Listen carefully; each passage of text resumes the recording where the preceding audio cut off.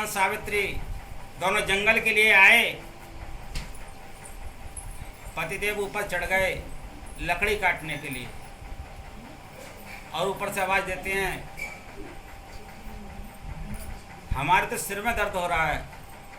उन्होंने कहा आप नीचे उतर करके आ जाओ। उनका सिर अपनी जंघा पर रख लिया और उस माता सावित्री ने आराम से उसके सिर को दबाना शुरू कर दिया।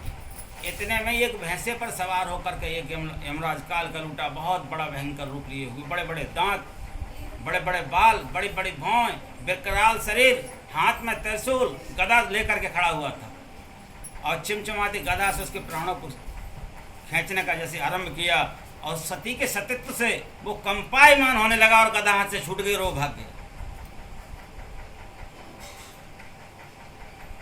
स्वयं धर्मराज चल करके आए और धर्मराज ने उनके प्राणों को निकाल लिया, लेकिन अपने पति को अपने सिर की जंघा पे रखे हुए माता सावित्री अपने शरीर का एक योगा आसन करते हुए सुखासन पर बैठी हुई थी। सम आसन आसीना सम कायो यथा सुखम स्वनासाग्रह कृत्य छड़ा हस्तावित आधाय स्वनासाग्रह कृत्य छड़ा। इस तरह से बैठ करके अपने पति के हाथ रख करके अपने योग अभ्यास द्वारा अपने भी शरीर को सूक्ष्म शरीर में परिवर्तित कर और उनके साथ चलने लगी। धर्मराज ने कहा तुम लौट जाओ, अब हम तुम्हारे पति को वापस नहीं कर सकते, ये विधि का विधान है, उसको टाला नहीं जा सकता। बोले ठीक है तो महाराज मुझे कुछ आशीर्वाद दे दो अपना। बोले क्या कि मेरे माता पिता अंधे हैं, उनकी आंखें सही हो जाएं। माता पिता का मतलब सास ससुर, और मेरे जो जन्म के माता पिता हैं उनके कोई संतान नहीं है, उनके भी संतान हो जाए। धर्मराज ने तथास्तु कह दिया। फिर वो पीछे चलने लगी। बोले और क्या चाहिए महाराज, और आशीर्वाद दे दो। बोले अपने पति के प्राणों को छोड़ करके कुछ भी मांग लो। लेकिन सती के सत्यत्व के आगे आदमी की बुद्धि अल्प हो जाती है। आज उस धर्मराज की बुद्धि अल्प हो गई। उन्होंने कहा महाराज बस मैं एक ही वरदान दे दो, मेरे पति के बीरज से मेरे 100 पुत्र पैदा हो। उन्होंने तथास्तु कह दिया और अब लेकर के पति के प्राणों को चलने लगे। बोले महाराज आप धर्म हो तो धर्म से कहो, क्या ये न्याय है? बोले क्या मतलब? बोले मेरे पति के बीरज से 100 पुत्र कहाँ से पैदा हो जाएंगे जब आप लेकर के जा रहे हैं। और वह धर्मराज उस नारी के आगे हार गए। दुनिया की सृष्टि की रचना करने वाले जिसको 1 मिनट की मौत का हेर फेर नहीं किया जा सकता, और माता सती के आगे वो हेर फेर हो गया।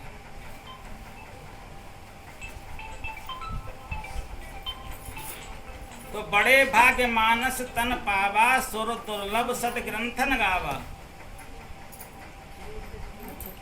पाही न जे परलोक समारा, साधन धाम मोक्ष कर द्वारा। जिस आत्मा ने इस मनुष्य शरीर को धारण कर लिया,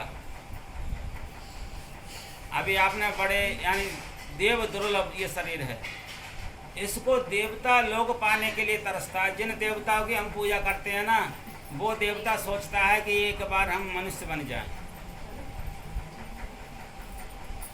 और हमको भी यहाँ की दूध मलाई खाने को मिल जाए, हमको भी यहाँ भजन करने को मिल जाए, हमको भी सदगुरु की शरण मिल जाए। सदगुरु की शरण आसान नहीं है। एक बार जगत गुरु शंकराचार्य से पूछा था किम लोके दुर्लभम, संसार में सबसे दुर्लभ वस्तु क्या है? तो उन्होंने कहा सबसे बड़ा दुर्लभ है मनुष्य शरीर मिलना। भगवान की बड़ी विलक्षण कृपा होती है तब मनुष्य शरीर मिलता है। और मनुष्य शरीर यदि मिल गया तो संत सदगुरु का मिलना मुश्किल है। सदगुरु महर्षि में ही परमहंसी महाराज जैसे सदगुरु का मिलना मुश्किल है। परम आदरणीय परम पूजनीय स्वामी व्यासानंद जी महाराज जैसे संत सदगुरु का मिलना मुश्किल है, जिनकी कृपा से मैं आपको बैठ करके वचन सुना रहा हूँ, प्रवचन सुना रहा हूँ, जो भी है।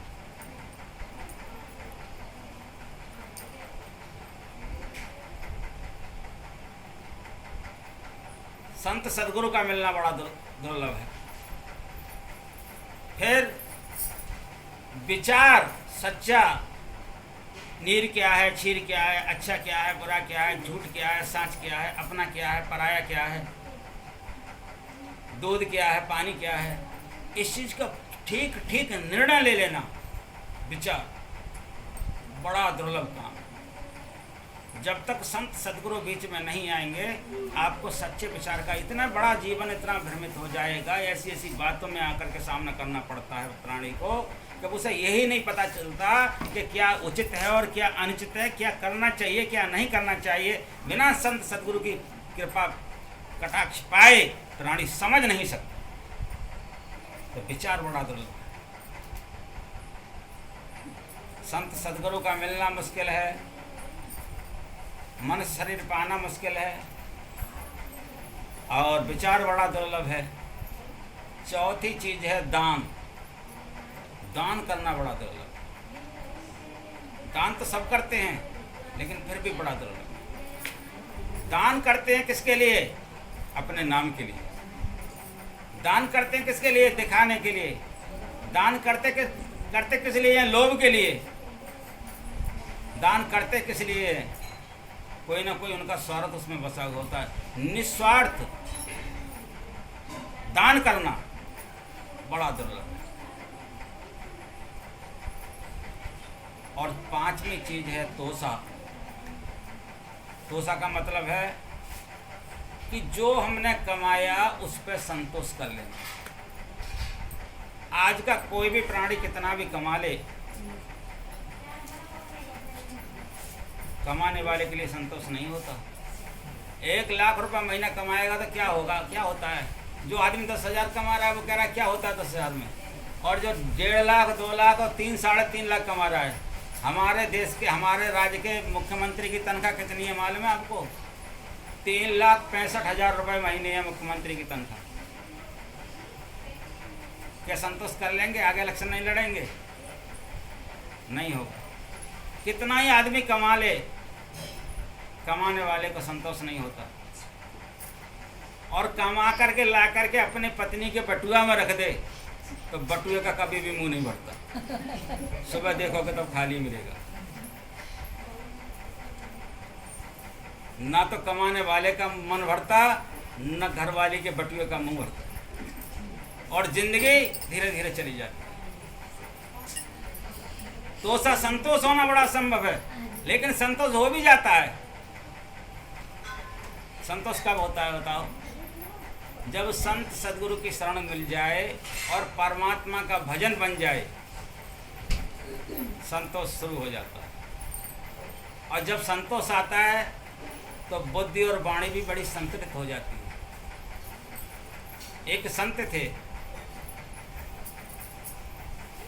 एक बीच रास्ते में बैठ करके ध्यान कर रहे थे, परीक्षा कर रहे थे वो कि यहाँ की पब्लिक कैसी है।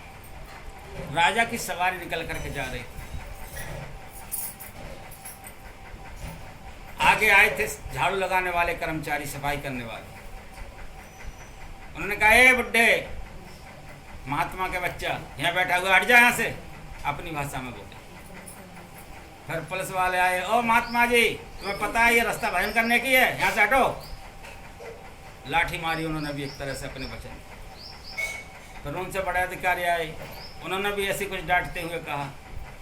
फिर उस शहर का मंत्री आया, उन्होंने कहा, महात्मा जी आप किनारे से बैठ जाओ, राजा जब निकल जाए तो आप बैठ करके ध्यान कर लेना। हम आपसे प्रार्थना करते हैं, निवेदन है, इतना आप हमारा बात को मान जाइएगा।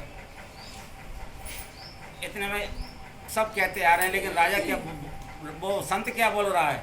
जब सिपाही, जब कर्मचारी आए थे तब जो डांट करके आगे बढ़ गए तो वो कहता, ओहो तभी तो। दोबारा फिर जब उनका उससे बड़ा अधिकारी आया तब उन्होंने भी डांटा तो उनसे भी कहा, ओहो तभी तो। जब वो मंत्री आया तब भी उन्होंने यही बात कहा, ओहो तभी तो। जब राजा आया तो राजा ने कहा, कोई बात नहीं, इनको मत हटाओ, हम हमारी साइड से रास्ता कर लो और हम निकल जाएंगे। जब राजा आगे निकलने को हुआ तो राजा तब भी वो कहता है, ओहो तभी तो।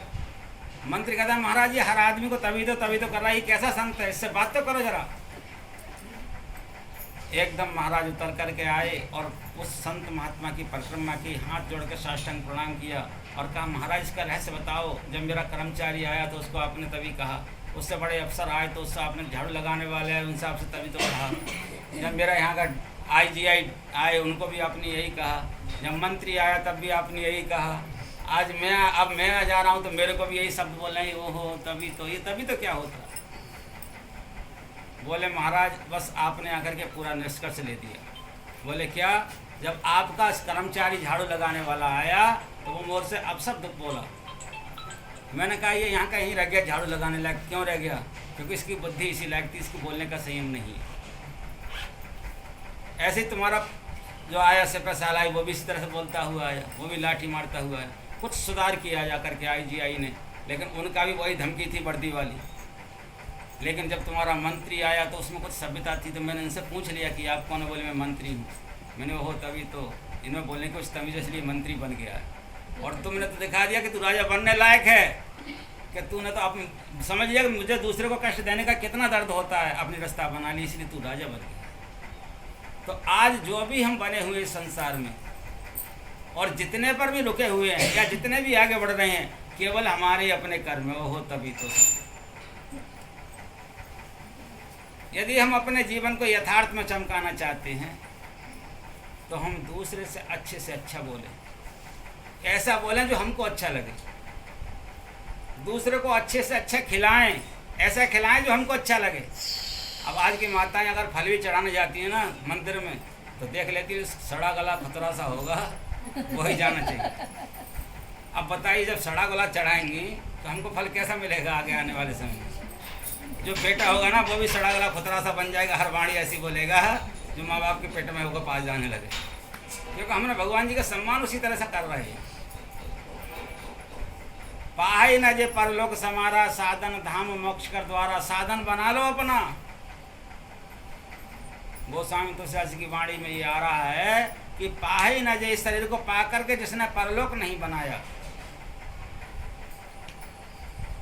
समझ लो उसका मनुष्य लेने का अधिकार ही बेकार हो गया। ऐसा न विद्या न तपो न दानम, ज्ञानम न शीलम गुणो न धर्मा, ते मृत्य लोके भवारि भूता, मनुष्य रूपेण मृगाश्रम। वो आदमी केवल मनुष्य रूप में दिखलाई दे रहा है, यथार्थ में वो पशु ही है। चाहे वो ब्राह्मण हो, चाहे वो ठाकुर हो, चाहे वो बनिया हो, चाहे वो अन्य किसी जाति का हो, चाहे वो कितना ही बड़ा मंत्री क्यों ना हो, चाहे वो कितना ही बड़ा कंगाल क्यों ना हो, जिसने अपना परलोक नहीं बनाया इस मनुष्य शरीर को पा करके, वो पशु के तुल्य ही माना जाएगा। ये संत वाणी कह रही है। परलोक बनाने का मतलब है कि हमको ब्रह्म मुहूर्त में उठना चाहिए और उठ करके भजन करना चाहिए। अब हम लोग भजन कर सकते हैं, आप कहें किसी मेढक से भजन कर लेगा? बताइएगा। कोई भी 84 लाख योनियों में भजन करने लायक नहीं बना है। केवल मनुष्य ही भजन कर सकता है। अच्छा, सत्संग को किसी भी 84 लाख योनियों में पकड़ोगे तो आएगा सुनने के लिए? कोई नहीं आएगा। 33 करोड़ देवताओं में से कोई आएगा? क्योंकि हवा रुकने ही नहीं देगी, पंखा के संग घूमेगा वो, जो भी आ भी जाएगा। क्योंकि मनुष्य का शरीर एक ऐसा है जो कथा सुन सकता है, सत्संग कर सकता है। बड़ा दुर्लभ शरीर मिल गया है। इस शरीर को हाथ से मत निकलने देना। आज यही कह करके मैं अपनी वाणी को ब्राह्मण देता हूँ। और ध्यान रख लो, अवश्य में भोक्तव्यम कृतम कर्म शुभाशुभम न क्षीयते कर्म जन्म कोट सतेरपि। जो मैंने जैसा बोला है इसमें बिल्कुल भी असत्य नहीं है। जैसा कर्म करोगे वैसा भोगना पड़ेगा। इसलिए अपने कर्मों को अच्छा से अच्छा कर लो। क्यों वजीर बन रहे हो? क्यों झाड़ू लगा सफाई कर्मचारी बन रहे हो? सीधे राजा बनो ना। अपने दर्द की तरह दूसरे का दर्द समझ लो, तुम्हें संसार में कोई दुख पैदा नहीं कर सकता। और सदगुरु के बताए नियमानुसार भजन को करो, यमलोक में भी तुमको कोई दुख नहीं दे सकता। ये लोक भी सुखी हो जाएगा, परलोक भी सुखी हो जाएगा। और ऐसे विप्रों की पूजा करो जिन विप्रों के अंदर यथार्थ में विप्र ये गुण हैं, यानी विद प्रपंचा इत विप्रहा, जिसके अंदर कोई भी अवगुण नहीं है बिना प्रपंच का। आजकल बहुत षड्यंत्रधारी विप्र डोल रहे हैं। ब्राह्मण देवताओं को धिक्कार है ऐसे ब्राह्मणों को जो गुटखा भी खाता है, तम्बाकू भी खाता है और मंत्र भी बोलता है। जिसको गधा नहीं खा सकता, गधा के आगे तम्बाकू डाल दोगे बिल्कुल नहीं खाएगा, और ब्राह्मण खा करके मंत्र बोल रहा। धिक्कार है उस ठाकुर को, उस क्षत्रिय को जिसके सामने माताएं बहनों की बेइज्जती हो रही है और वो देख करके अपने को क्षत्रिय कह रहा है। धिक्कार है उस वैश्य के लिए जिसके पास धन है और उसके सामने उसके पड़ोसी भूखे पड़े हुए। धिक्कार है उस शूद्र को जो शुद्ध नहीं है। शूद्र किसको कहते हैं? पैर के लिए। पैर जब शुद्ध होंगे तभी आप मंदिर में जा सकते हो। तो जो शुद्ध नहीं है वो शूद्र के लिए धिक्कार है। ये शरीर बड़ी मुश्किल से मिला है। इस शरीर को पा करके ये चांस जाने नहीं देना।